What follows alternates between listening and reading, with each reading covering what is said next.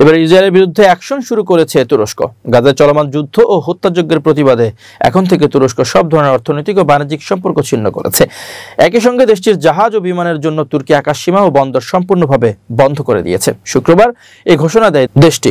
আল জাজিরার প্রতিবেদন অনুযায়ী তুরস্কের পররাষ্ট্রমন্ত্রী হাকান ফিদান দেশটির পার্লামেন্টের এক বিশেষ অধিবেশনে বলেন, ইসরায়েল গত 2 বছর ধরে গাজায় গণহত্যা চালিয়ে যাচ্ছে, মানবিক মূল্যবোধ উপেক্ষা করছে। আমরা ইসরায়েলের সঙ্গে সব ধরনের বাণিজ্য বন্ধ করেছি।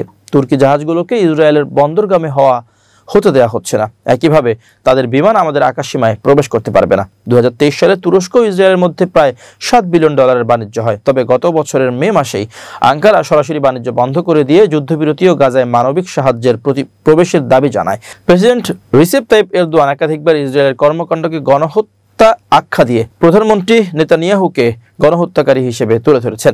এছাড়া তুর্কি গণমাধ্যম জানিয়েছে, সাম্প্রতিক সপ্তাহে ইসরায়েলি জাহাজের উপর নৌ বাণিজ্য নিষেধাজ্ঞা কার্যকর করা হয়েছে। এর ফলে ইসরায়েলি জাহাজ তুরস্কের বন্দরে ভিড়তে পারছে না এবং তুর্কি পতাকাবাহী জাহাজও ইসরায়েলি বন্দরে প্রবেশ করতে পারছে না। 2010 সালে গাজামুখী মানবিক সহায়তা বহনকারী জাহাজে ইসরায়েলি সেনাদের হামলায় 10 জন তুর্কি নাগরিক নিহত হওয়ার পর থেকে দুই দেশের সম্পর্কে টানাপোড়েনের মধ্যে পড়ে।